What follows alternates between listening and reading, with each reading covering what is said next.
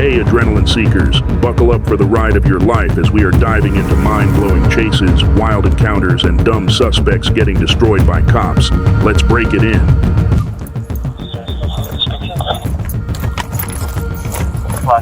On June 16, 2026, Milwaukee police respond to reports of an armed man at an apartment. Deontay Ransom shows up to confront his ex-girlfriend after accusing her of being with another man, because a gun is clearly the best way to win her back. He pounds on her door, threatens her with a firearm, and demands to be let inside. Officers arrive thinking it's an active shooter situation. Deontay thought a gun would fix his relationship, not earn him a bullet in the arm.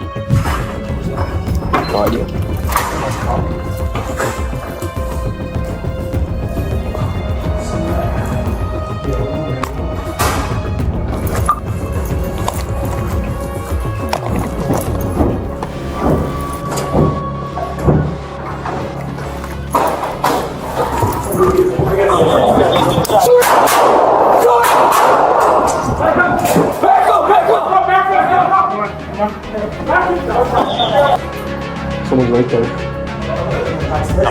Yeah, at the top. Show your hands right now! Do not have a gun on you! You will be shot! Do not come out with a gun! We gotta go! Clear. Slow. He's right there. Show me your hands! Put your hands up! Put your hands up! He's running. Move. Third floor. 426, third floor. Show me your hands! Get your hand on! Officers search the building and encounter Ransom in the stairwell with a modified handgun concealed in his clothing, because hiding a gun makes you look innocent, right? Believing he poses an immediate threat, two officers open fire, striking him in the arm. Ransom retreats upstairs, removes his jacket, and places his weapon on the floor before surrendering. He learned that confronting your ex with a gun isn't a great way to fix a relationship. It's a great way to meet the pavement in handcuffs. Ransom faces 4 felonies, including stalking, armed burglary, and firearm possession by a felon, plus 2 misdemeanors. His accomplice, Demarion Williams Beal, faces 2 felony charges for his role in the crime, proving birds of a feather commit felonies together. On a sunny Florida beach, a 6-month-old baby is found alone in a tent, because apparently Brian and Sarah Wilkes thought a nap was a valid babysitter.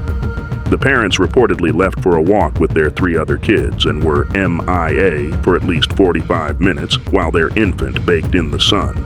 Concerned beachgoers and a security guard alert police, who take custody of the baby and try to figure out how 2 adults forget they have a 4th child. Witnesses described the dad yelling at the older kids earlier, proving that this family vacation was anything but relaxing. So they couldn't go that far. We had the small children. Yeah. We already looked into the water and trying to see if we can have any fire come back out. Because oh no, your infant was left. She was crying? Yeah. Okay. Apparently you guys have been gone almost an hour. Okay. We lost track of time. That was our logic. We were literally coming back, scooping her up. We're staying at the we're gonna go back and grab some lunch and shower. She's gonna get her bottle and breastfeed her. So we gotta do some research still, but I understand. In Florida, this where I'm looking at now, it does constitute child abuse because she was left. in the water up here. Okay. For sure, she was gone. I'm telling you guys, we have multiple witnesses that have said you guys have been gone at least a Fine, minute. but I do promise, we didn't even leave till after that. While you're writing that, I'll put it on. I'm a mom too, so I got you. Okay. I'm gonna put a hat on her. Oh, that's right here, yeah. She doesn't want it. She doesn't want it. The parents finally return, acting nonchalant as if they just stepped away for a quick soda run, because nothing says responsible parenting like strolling back to a crying infant surrounded by cops. Brian explains they lost track of time and that the baby normally naps for 2 hours, as if that justifies abandoning a 6-month-old on a public beach. Officers inform them they're being detained and read them their Miranda rights, while Sarah suddenly becomes concerned about sunscreen and shade, a bit late for that, ma'am. Witnesses confirm the couple was gone for over an hour, and security footage likely seals their fate. Okay? We cannot leave an infantile child on the beach for that long unattended, okay? Okay. So we are getting charged today. Gonna get booked in. since you have 4 children here by themselves, we need to start calling some family to come over here. DCF's gonna come stay with them unless you don't have anybody Okay. that'll drive over here. My closest family will drive over here, but they're in San Antonio. So Someone else is gonna stay. The Department of Children and Families, yes. So they're fully capable and they're prepared to stay with, they're just gonna sit with them here wherever they decide to take them. Okay? Just take a deep breath for me, okay? All right? Is there any other option for one of us to stay back just for until they arrive? This is coming from higher than us. Unfortunately not, that's not how it works. Department of Children and Families. Both parents are booked for child neglect without great bodily harm and taken to Walton County Jail because beach vacations should include mugshots, apparently. DCF takes custody of all 4 kids until family can make the 12-hour drive from San Antonio to rescue them from this train wreck. Brian and Sarah later post a $1,000 bond each and are released, but the damage is done. They've got a criminal record and a parenting class in their future. They're granted pre-trial diversion with conditions, community service, parenting classes, fines, and more. Basically a crash course in how not to be terrible parents. they're about to do a PBR. On July 5th, 2026, Latrice Manning leads local deputies and Arkansas State Police on a high-speed pursuit in a rental car because apparently rental agreements include a felony escape option. Speeds hit over 100 miles per hour as Manning weaves through traffic, ignoring lights and sirens like they're optional background music. A deputy who trained at the ASP Precision/Pursuit driving track executes a flawless PIT maneuver, sending Manning's vehicle spinning to a safe stop, proving that ASP training pays off. The pursuit ends with Manning in handcuffs, her rental car probably wondering why it got involved in this nonsense.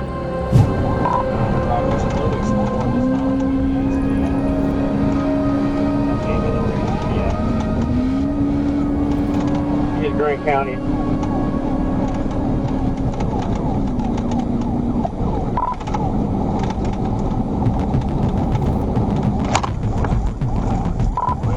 Yeah. 53rd Road. Route 7 take down. 10-4, take down.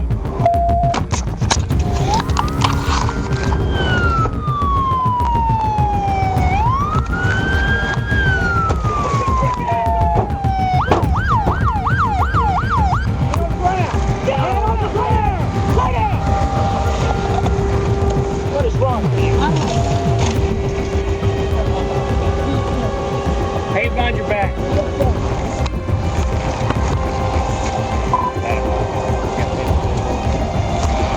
Manning has read her Miranda rights and claims she didn't mean to run, which is adorable for someone who just led police on a triple-digit chase while civilians scattered.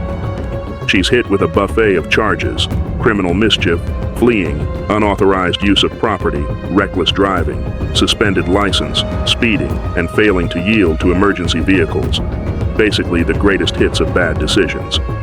Her bond is set at $15,000, which is surprisingly cheap for someone who just performed automotive gymnastics in a rental car. Latrice Manning discovered that a rental car doesn't come with a get-out-of-jail-free card. It comes with a $15,000 bond, a fake ID charge, and a very disappointed car rental company. On October 8th, 2025, Queen Creek police respond to a suicidal man, Bradley, who has guns and is refusing to share his location. Officers find him at a church parking lot near Chandler Heights and 204th Street, where he confirms he's armed and heads toward bystanders. Verbal commands fail, a less lethal round is ineffective, and Bradley keeps moving toward innocent people, forcing officers to open fire. After the first round of shots, he continues moving and reaches for his gun again, prompting a second round of gunfire and a taser deployment to finally take him down. Reach one more time. Do not reach. Do not reach. Stop. Stop. Wait. Back up. Back up. Back up. Back up.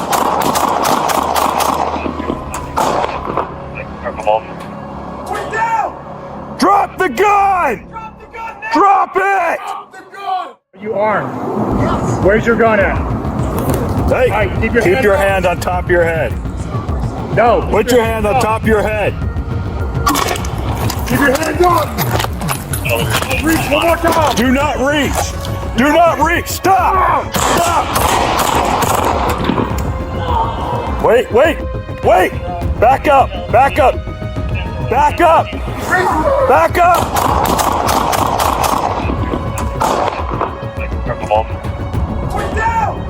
Drop the gun. Drop it. Bradley is pronounced dead at the scene at 3:54 p.m., while no officers or bystanders are injured because police training and quick thinking prevented a massacre. His family had reported him suicidal, and his refusal to de-escalate turned a mental health crisis into a deadly confrontation. The gun in his waistband is recovered, and the officer-involved shooting is under investigation as standard procedure. Bradley's attempt to enter the church with a firearm ended with him meeting the pavement instead of a prayer circle. On May 23, 2026, at 8:50 p.m., a 77th Patrol unit spots a Tesla driving recklessly on Figueroa because apparently electric cars come with a stupid driver package. The officer attempts a stop, but Tamajai Dampier decides a traffic ticket is worse than a felony and floors it. The pursuit lasts a grand total of 1 minute before officers lose sight of the Tesla, proving that Teslas are fast but not smart enough to avoid consequences. As officers search the area, they find the Tesla crashed into a bicyclist who proceeds to be uncooperative and leaves because this night couldn't get any weirder.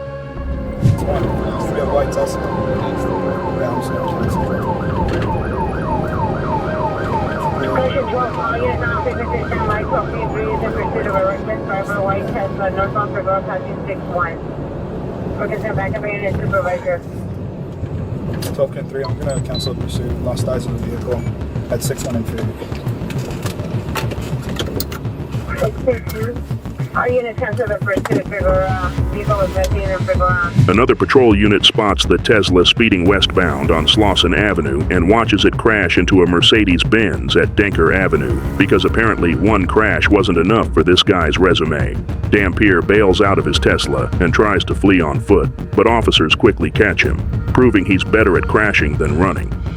Meanwhile, the Mercedes driver is pronounced dead at the scene despite LAFD's efforts. A tragic end to a night caused by one man's reckless stupidity. Hold on. Clear. I just called for 132nd Cathedral Dublin Custody, request one additional unit for MI. TC 4-5, we're gonna be code 6 on that white Tesla. We're gonna be on. July 13 Roger on the RA request westbound verify Slauson intersection. This is Rocky westbound in the alley approaching Western. He's up in the gate right here. 120, north of perimeter. Right. 335 of perimeter. Stop.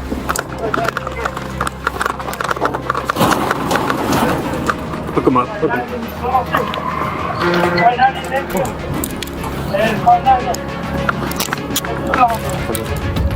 Just put the cup.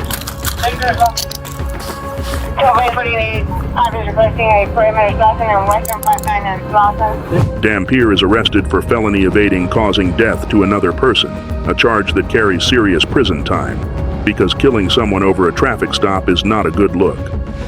The Tesla is towed away, probably grateful to be retired from its life of crime, while Dampier gets a front row seat to the consequences of his actions. The cyclist who left the scene is still a mystery, adding a bizarre twist to an already tragic night. Tamajai's electric joyride ended with a dead body, a crashed luxury car, and a felony charge that will follow him forever. On October 11, 2025, Scottsdale police respond to a bar fight where Thomas Pasola is found unconscious on the pavement because one idiot's cheap shot ended a life. His friend explains they were just trying to get an Uber when a woman felt pressed and things escalated. Security confirms this was the group's third altercation of the night. They were apparently collecting fights like Pokemon. Prosecutors review cell phone video showing Drew Maness approaching Thomas from behind and delivering a sucker punch, causing him to hit his head on concrete. We got a blue Dodgers hat over here, blue hat here, I don't know whose that is. We got one detained over there, Is he involved? and another one, they were all surrounding it, so I'm assuming that they are somehow. What's happening with your Uber? No, that's exactly what's happening with this occurrence. Why are you bloody? Because my best friend is on the floor and I came to interview. One of the colors guys. Okay, where are they at? Sir, I was checking the case. So Okay. I think you've been causing issues all night. Sir, the moment that we caused issues was the moment that we left, and the moment that your fellow partners were in the back. Why are you back? I told you we're trying to get to our. Thomas later dies, leaving behind a pregnant wife because a sucker punch over nothing cost a man his future. 5 suspects are identified, including 27-year-old Krista Molina, 23-year-old Mark Whitford, 27-year-old Julius Huster, 26-year-old Tony Becker, and 24-year-old Drew Maness. 11 days later, police track them to a home and execute a tactical search warrant. Because apparently fleeing the scene wasn't part of their master plan, officers clear the home, briefly mistaking a Halloween decoration for a person, proving even cops get spooked by bad costumes. Drew is arrested and refuses to answer questions, requesting a lawyer faster than you can say, sucker punch. Daniel, you in the doorway, turn around. Daniel, you in the doorway. 5. Police, Drew, I see you in there. Walk to me.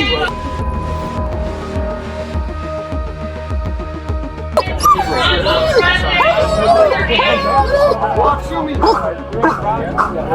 Keep on walking. Your hands on the knees. We are king. Do not step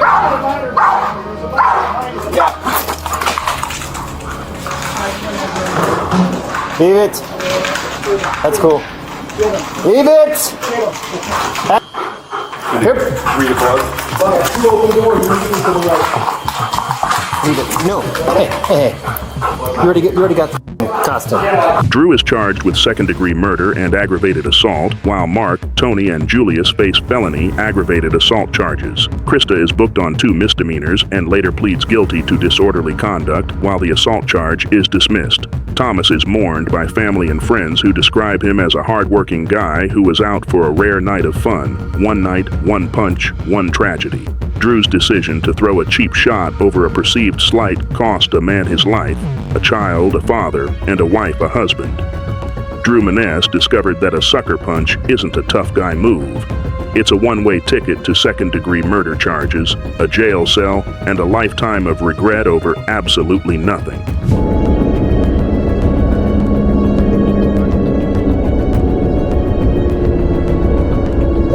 On June 29, 2026, Trooper Aide spots a black Ford Explorer whose owner, Christopher Rohrseib, has a suspended license and an active warrant because apparently driving is still a priority for this guy.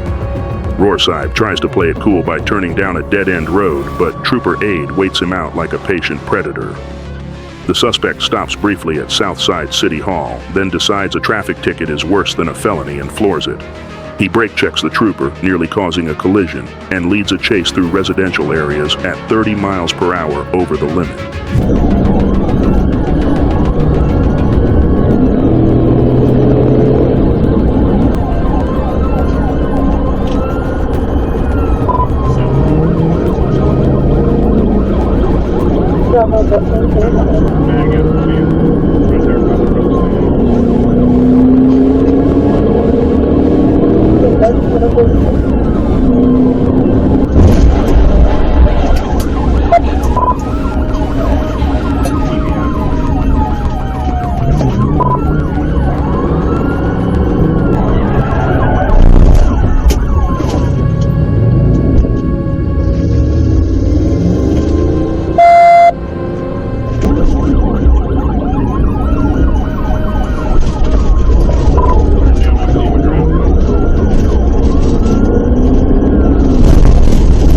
Trooper Aide attempts multiple TVs, with one temporarily disabling Roarsibe's vehicle, but the guy regains control like a cockroach that won't die. He brake checks again, causing damage to the trooper's pit bar and bumper, because apparently destroying police property is his love language. Roarsibe finally bails out on foot, running 100 yards through thick grass and vegetation like he's training for a survival show. Trooper Aide deploys his taser twice. The first misses, the second gets caught in brush, proving that nature was on the suspect's side.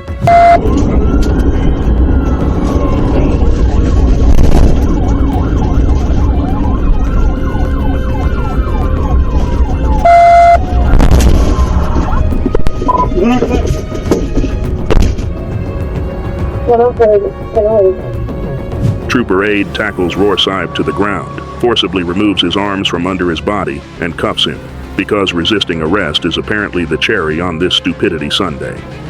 Roarsibe complains of chest and head pain, and EMS transports him to the hospital where he's held due to high narcotics levels because, surprise, he was high. He faces charges: fleeing by vehicle, aggravated assault, fleeing on foot, refusal to submit, and second offense DWI drugs. Christopher's day started with a suspended license and ended with a taser, a tackle, and a hospital bed.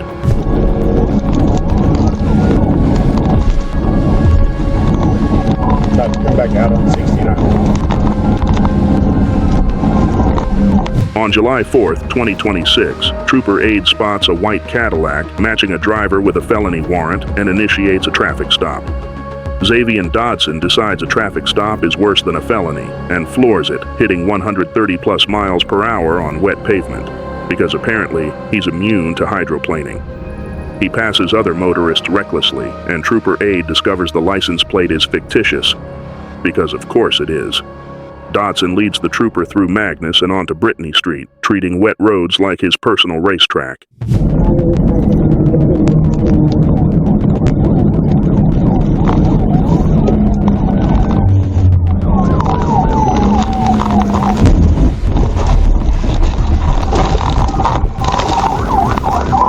He just brake checked me. We wrecked here, Double B's North.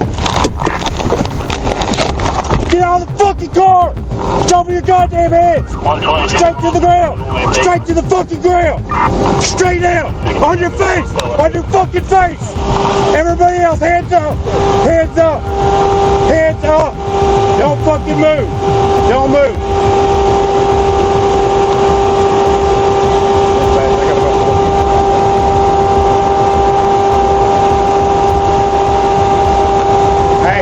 Nobody move. Don't do anything stupid that we haven't already done, okay?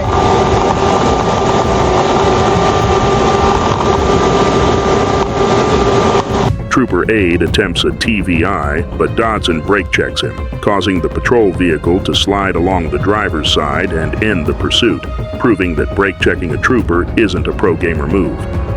Dodson finally stops, and he and 3 juvenile hitchhikers are ordered out because apparently this guy runs the world's worst Uber service. The kids are released to family, while Dodson gets transported to jail facing charges: fleeing, aggravated assault, endangering minors, fictitious tags, no insurance, no seatbelt, improper passing, and failing to stop. Restitution will be sought for damages to the patrol vehicle because brake checking isn't cheap.